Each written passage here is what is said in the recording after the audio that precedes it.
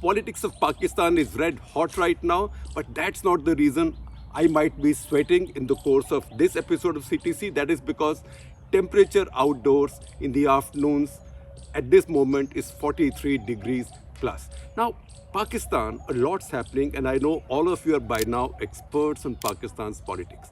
So, while deciding to do this special episode of Cut the Clutter today on a Sunday on Pakistan, because it's late night, in fact, early hours of Sunday morning that Imran Khan's government fell, and a lot of things are now anticipated going ahead, I've spent some time trying to figure out what is it that might be new for you. What is it that I can ferret out which you might still find interesting, because everybody is now an expert on Pakistan's politics, even more than on Indian politics. So I'm looking at what's happened and what might happen under 5 heads, and these heads will run on the screen as I speak and also when I come to each one. So first is the drama element. Drama that happened, that many of us saw live on Pakistani TV channels on YouTube, and drama that supposedly happened behind the scenes, which has been reported. A lot of it is based on claims, sources, but it is as juicy as any political drama in Pakistan can be. No political drama in any other democracy can be as juicy, because none has the involvement of so many elements, and one of them being the most powerful element, which you will not see interacting with political developments or influencing political developments, or whose shadow does not sit on political developments in any other democracy. That's the army. So that is the first part, drama. Second is what might happen now, and if what we anticipate happens. What will that mean? What kind of a government will Pakistan have going ahead? That is the second point. Third is the return of the dynasties. In the debate in the National Assembly, Bilawal Zardari said that welcome to Purana Pakistan. Now that was a crack at Imran Khan, who has been promising Naya Pakistan to his voters and to the people of Pakistan. But Bilawal Bhutto Zardari said, welcome to Purana Pakistan. What he meant was that Purana Pakistan with conventional politics and with democracy, etc., etc. But it's also back to Purana Pakistan in the sense that the dynasties are back. As you can see, I've got company now, because when I speak loudly to apparently nobody, just the camera, they get very surprised and they come to check out if something's gone wrong with me. I'm sitting by myself and talking, so let them be. This is Mr. Sheru. You knew Miku from earlier. Anyway, so the next point is the return of the dynasties. Imran Khan had done this big campaign against dynasts. Now dynasts are back. What does it mean, and what do we understand about Pakistani dynasties, particularly the one that will be in the forefront now? Next, Pakistan's diversity. Somehow in India we seem to see Pakistan as an Islamic republic, as one nation knit together by Islam, as if the ideology of Pakistan is what Pakistan's textbooks claim it to be, which is being an Islamic state, and everybody buys into it. So somehow we do not quite understand the diversity of Pakistan, and that diversity also reflects in its National Assembly, and also determines who comes to power in Pakistan, how you can come to power in Pakistan, and how you cannot come to power in Pakistan. So that's our fourth point. And the fifth point is how Pakistan House is constituted. That itself, it's a minor point, it's a short point, but it's important because it's very different, say, from parliament houses in most democracies. It has some differences. It has first past the post system, etc. One voter, one vote, but it has some differences, which I'll tell you about as we go along. So first of all, the drama. We know what happened in Pakistani Parliament or Pakistani National Assembly. Imran Khan tried his best to blocked this vote. It didn't happen. He went to Supreme Court with a fake appeal, with a fake review petition saying, oh, you forgot to see that section of the Constitution and you've taken a wrong call. Now you have to be nuts to go to your Supreme Court after a 5-0 verdict from a powerful bench headed by the Supreme Court within 24 hours saying, hey, you guys didn't even read the Constitution before giving that order, so reverse your order. It was never going to happen. But Imran Khan was buying time, and I think the idea was that who knows what might happen if I'm able to buy time. That was rejected at one point when it looked like the speaker and the deputy speaker might actually defy the Supreme Court and not hold the vote of confidence. Suddenly, mysteriously, a prison van arrived in front of the Parliament House in Pakistan. What did that indicate to everybody? That listen, you guys, either follow the orders of the Supreme Court or the van's here. The van will take you away where you belong, which is the jail, and nobody wants to be in jail. So it was at that point that a bunch of other meetings took place between Imran Khan, his aides, particularly the speaker and the deputy speaker, and the speaker and the deputy speaker then said, okay, we are resigning, we cannot hold this vote, because the speaker said, I now have this paper, we've declassified it. This is the report that said that there was a foreign hand that was destabilizing Imran Khan's government. So I can't be party to such an anti-national act, and whoever comes in my place, if they so wish, they can check out this piece of paper and they will know what they are doing. So he resigned, and then we know a speaker came in from the pool of people, senior parliamentarians who sit in the speaker's chair, and the speaker is not there. We are familiar with that situation in our parliament also, and that's when the vote took place. That was the drama that we saw. Behind this, a different drama played out, because it does seem that till the last moment, while Imran Khan was buying time, did he have a plan C? His plan A was somehow to keep his majority. That failed, because it became evident about a week or 10 days back that some of his coalition partners had also gone away, so he was not in majority.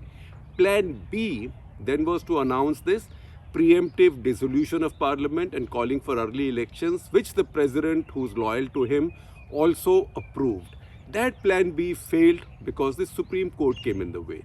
So he apparently had a plan C. Now we don't know, much will be written about this, we don't know for sure, and I'm sure more will come out as the new government takes over. But it does seem there was a story by the BBC and by some other media organizations also, but the BBC will take seriously in this case, BBC Urdu, saying that at the last moment, Imran Khan tried to dismiss, using his prime minister's powers, tried to dismiss the army chief. And in fact, when he summoned the army chief to his house in Banigala, which is on the outskirts of Islamabad, and people came in by helicopter, he was expecting a chief other than Qamar Javed Bajwa. Now, to me, it sounds a bit far out and a bit outlandish. It's possible that he tried to remove the chief, but to say that he issued orders, but the Ministry of Defense in Pakistan refused to notify his orders, and so the army chief remained the same. Now, in the past, we know that a sitting prime minister, in that case a prime minister with a very good solid majority of his own, almost a 2/3 majority, that was Nawaz Sharif, he dismissed an army chief. That was Musharraf. But we know what happened. He dismissed the army chief, he appointed a successor while Musharraf was away, in fact while he was in mid-air coming into Pakistan, and then we know what happened. The plane landed at a different place, not in Karachi, at a different air base. The institution of the army and the armed forces stood by Musharraf, and the coup took place, and Nawaz Sharif lost power, went to jail, and then went into one of his long exiles. In fact, his first really long exile to Saudi Arabia, then to Britain, as is the case right now. Now, to think that a prime minister who doesn't even have a majority now would try to do it sounds a bit unreal to me. But knowing Imran Khan, I can also not vouch for him that he will not say anything as nutty as this. Some drama took place, because why was he delaying? He was delaying it because he had some plan C. Now, we can see that his concern was not losing his job. He was going to lose his job anyway because he didn't have the numbers. His concern was a new prime minister should not come in from the same parliament.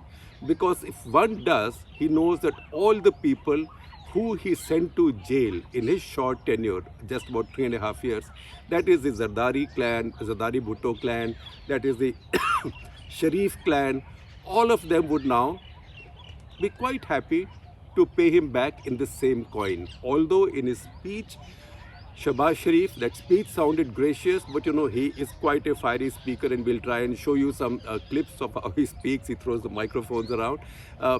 He said in a very measured way, he said we'll not be vindictive, but law will take its own course. You know what that means in situations like these. So he wanted somehow for the House dissolution to still happen and an early election ordered so he doesn't have to face another government and another prime minister.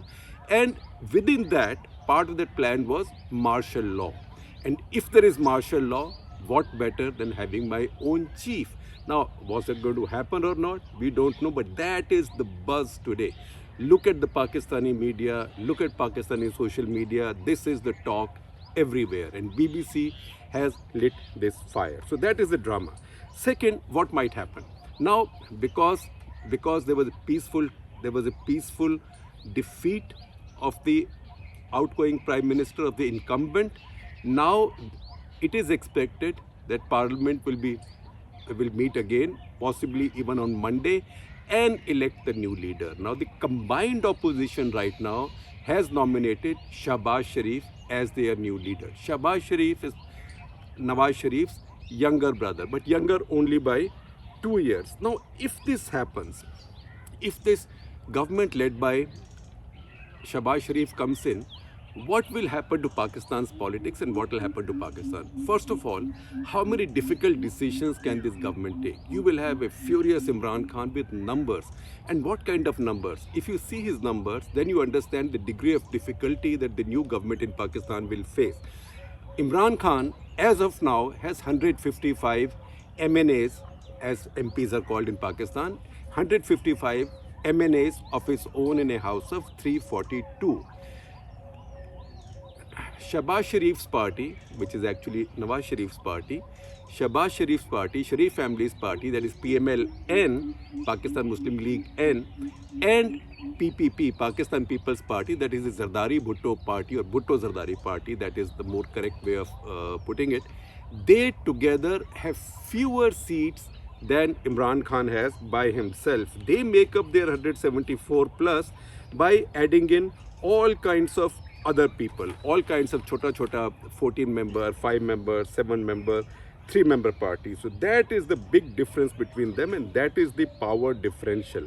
And when these 155 people sit, if they remain cohesive, then you know what a difference will that make and how difficult will it be to run this government. Next, this government also has to take many tough decisions. For example, in his last weeks, Imran Khan threw so many petroleum subsidies in the bag, so many food subsidies in the bag, 30% discount on this and that. Pakistan doesn't have the money. Pakistan's rupee is collapsing now almost 200 to $1. It's in free fall. IMF has withheld the release of the next tranche of its loan because it says its conditionalities have not been met. Now, those are very tough conditionalities. One of these, for example, was that Pakistan will make its central bank, that is like the Reserve Bank of India equivalent of Pakistan, autonomous. And IMF said, we don't believe you that you will not give your Reserve Bank, your central bank, the autonomy to set inflation targets, interest rates, also not to, you won't order them to interfere with the value of your rupee, your currency. So pass a law in your parliament. Only after the law is passed will we believe you. So they passed this law not long ago. Now all of the opposition attacking Imran Khan said that Imran Khan had given up Pakistan's sovereignty by passing this law. So can they also go with this law? You know, politicians, koi dharm iman nahi. They might as well carry on, but these will be areas which will be areas of trouble. And how do you take such tough decisions when you have such tough numbers in parliament? Once again, See the numbers. PTI is 155, PMLN has 84, and PPP has 56. So how much is that? 84 plus 56 is 140, right? So together they are less than Imran Khan. So noise making potential, embarrassing potential is tremendous. So when people look at all this, people think that somehow it doesn't look like that this will last the remaining 1.5 years of the term of this parliament. Maybe there will be an earlier election, but it won't be as early as Imran Khan wanted. This parliament now has life left. How long for, we don't know. What kind of government it is, we don't know. But the fact is that everybody who's now come together against Imran has been harassed, bothered, humiliated by him. So that might be the glue that keeps these guys together. Plus, of course, the big guys in the GHQ are there. They will also have an interest right now in this stability continuing and nothing sort of cataclysmic happening once again. Because in this case, Imran Khan, in a very populist way, has taken on the army. And he has also painted army as if it was a stooge of the Americans. Now, next point, third point, Dynasties return. Now, when we look at Pakistan, we remember the Bhutto dynasty. But like India, Pakistan has also had many dynasties. India has had a dominant dynasty in the Gandhis. Remember that ऐसी democracy thing where they said, वहाँ Bhutto है, यहाँ Gandhi है. That means both countries are run by dynasties. Now, the Bhutto dynasty in Pakistan has faded a little bit, and in a bit I will also tell you what is the reason. That reflects the diversity of Pakistan, which cuts both ways. Now, Bhutto dynasty has been in the shade for quite some time, because the last time when it looked like Benazir Bhutto will come to power, she was assassinated, obviously by people who were worried about her coming to power, and you know who those could be in Pakistan at that time. So she was assassinated. Her party came to power. They ran a government. It wasn't a very strong government. They tried doing some things. They tried making changes with India also. But you know, 26/11 happened in 2008, and that completely upset the apple cart. And then the army came back into power. They did not formally take over power, but they basically took control of the situation. And that is when they began building Imran as the successor. Now, Imran Khan might have said that I am now against dynasties, and everybody in Pakistan hates dynasties. That's why last time, in the last election, I got more votes than PPP and PMLN put together. But the fact is, now that Shehbaz Sharif, who has been chosen as the prime ministerial candidate by everybody else on his side, on the opposition side, on the erstwhile opposition side, because now they are the ruling group, ruling coalition, this also marks the return of the Sharif dynasty. So we have to also understand, it's very amazing phenomenon that somebody has built a 3-generation dynasty in his lifetime and in our working lives. In 1985-86, when I first met Nawaz Sharif, he had just become Chief Minister of Pakistan's Punjab under Ziaul Haq's partyless democracy. Before that, he was Finance Minister of Punjab in Pakistan, again in partyless democracy.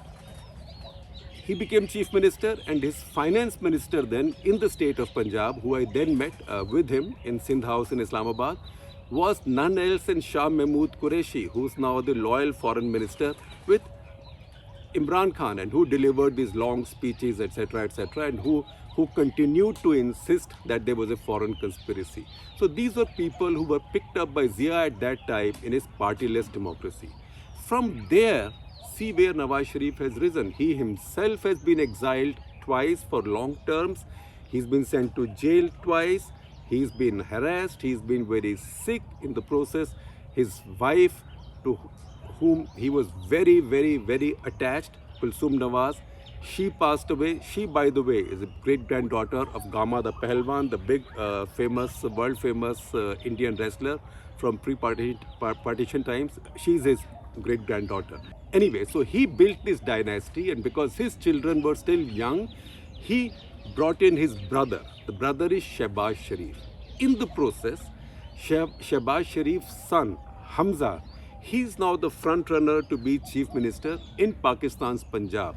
Now that election or that vote also has been withheld by the governor of Punjab, who is a PTI appointee. But we don't know what will happen now because PTI is no longer in power at the federal level or at the central level, as we might say in India.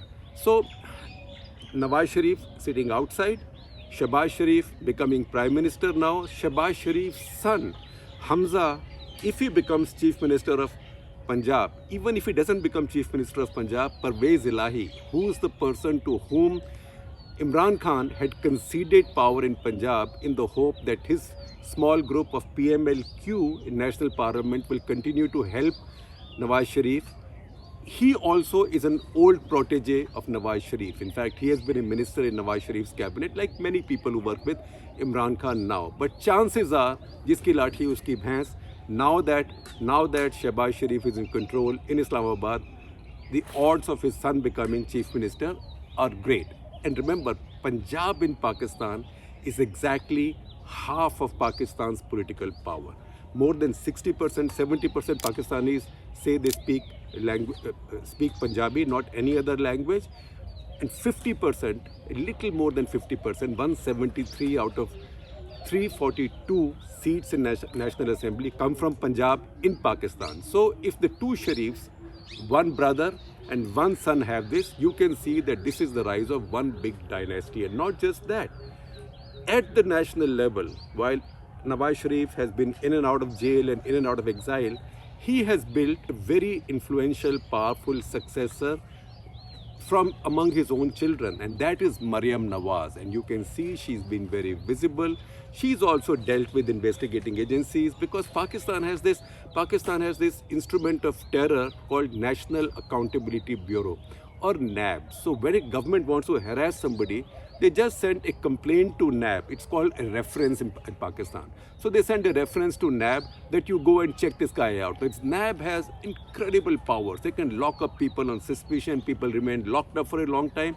In fact, if you imagine the kind of Jan Lokpal that Anna Hazare's movement wanted, if that monstrosity had happened, had come about, that would have been much like Pakistan's NAB, that anybody in power can misuse now to put anybody in jail. And that is what right now Imran Khan's worried about. So Maryam Nawaz has also dealt with it. She's come out through the test. She gets a lot of crowds. So in one lifetime, while he's just 73-year-old yet, Nawaz Sharif has built another dynasty in Pakistan's politics. Pakistan also is an interesting country where where dictators like generals, Ayub Khan, Zia-ul Haq, their children tried to perpetuate dynasties and political power, but it did not work.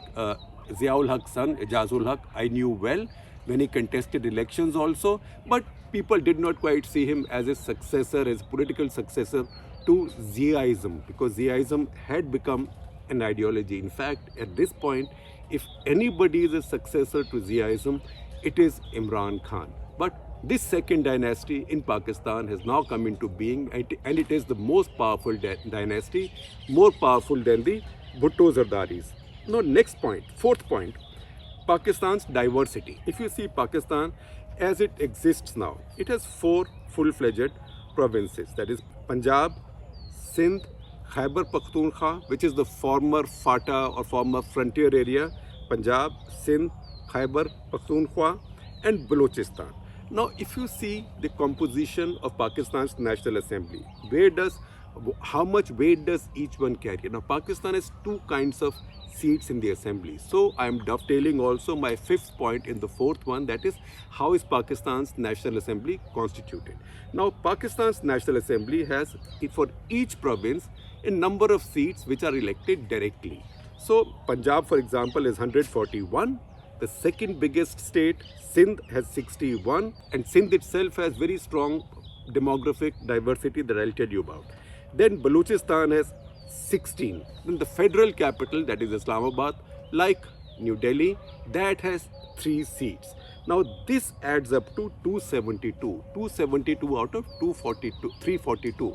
So you will ask me for good reason, Where do the rest come from? So where do the remaining 70 come from? That is where this becomes a very peculiar constitution of a National Assembly, and that's the reason I said it's different from most democracies. There is a bunch of other seats, 70 seats, which are reserved seats. And that is why I said Pakistan's National Assembly is constituted in a manner which is very different from other democracies. So 60 seats are reserved for women and 10 seats are reserved for non-Muslims, that is minorities, Hindus, Sikhs, Christians, no Ahmadiyyas by the way, Hindus, Sikhs, Christians. So each party, depending on how many seats it's already won, based on that, each party then gets an allocation of women's seats and minority seats, and the party can put forward a list pretty much choosing its own people. So to that extent, women's seats and minority seats are more or less filled as if they are preordained and as if they are nominated. If you see the current situation in the existing parliament, then Imran Khan's party had 28 women's seats, 5 minority seats. PML Nawaz has 16 women's seats, 2 minority seats. PPP has 9 women's seats, 2 minority seats. And MMA, which is the Islamist party, that also interestingly, while it has 2 women, I can understand, it also has 1 minority seat. So that is the peculiar way in which the state is constituted. Now, diversity. We sort of carried on to the constitution of the National Assembly. Diversity, we come back to diversity and conclude with that. Now, if you look at the constitution of Pakistan's National Assembly, nobody can win a majority from one state. It's tough to win a majority from 1.5 states also. You have to win a large number of seats on 2 large states, which means either you win a large number of seats in Punjab plus Sindh or KP, Khyber Pakhtunkhwa, because Punjab has 173 seats. Okay, theoretically, you can sweep all of Punjab, you can get 173 seats, you can get a majority in Pakistan, right? Majority by 1. 173 is enough for you to form a government. After all, it was 174 votes now that defeated Imran Khan. But to expect somebody to sweep an entire state is not possible.